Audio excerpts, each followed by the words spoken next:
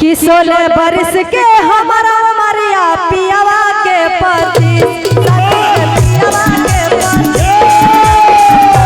जोरदार तालियां सुनिए सभी सरदारों से विनती है कि जोरदार से सुनिए 16 बरस के हमारा मरिया पियावा सुनिए सुनिए जोरदार है तेरी काटन सजया में सूती के सरया में पियावा पे पसी जैसन माजा जैसन पियावा पे पसी जैसन पियावा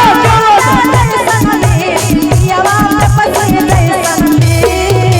16 बरस के हमारा मरिया पियावा के पति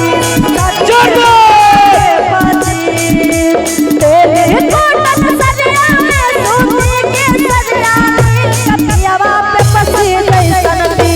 देवरा सुनिए सुनिए जोरदार तालियां जोरदार तालियां पियावा पे पसी जैसन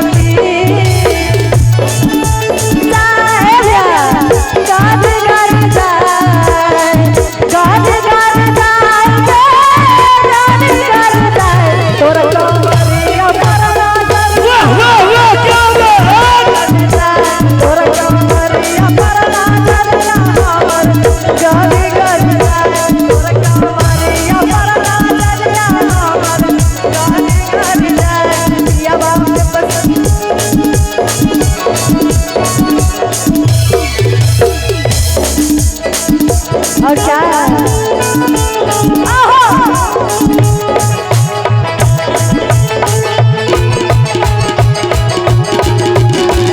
बोलिए माता दुर्गा की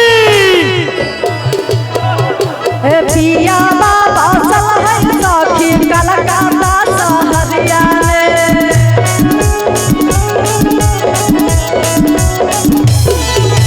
देवरे घुमाबै रोज खागरिया सहरिया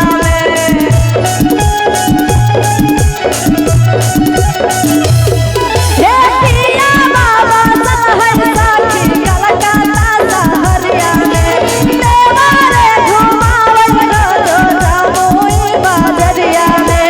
तोय मेरे सोमर हमर बदनिया पियावा के साली साथी पियावा के मालिए कि गोरे गोरे हमर बदनिया पियावा के माली सखी रे पियावा के माली तेरे कोटन सजया में सूती की सरिया पियावा पे पसी जैसन देवरा माजा जैसन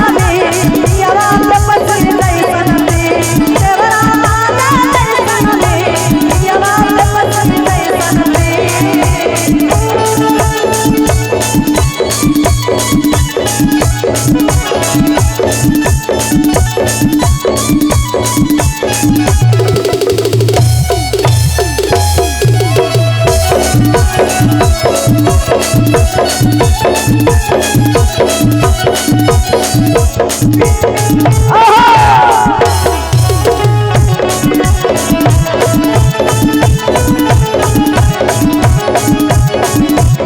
और क्या जाई के जो मिल जात रोज खिला वैसा हरिया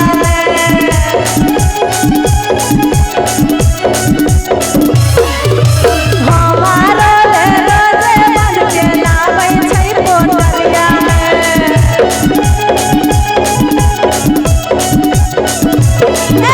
रोज जो मिल जात देवरा खिला वै बाजरिया हमारा ले बाजी बाजी नामै छै पोटरिया और क्या कि गोरे गोरे हमर बदनिया पियावा के माली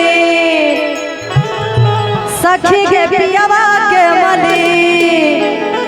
तेरे कोटन सजया सूती के सजया कि पियावा पे पसी जैसन देवरा माजा जैसन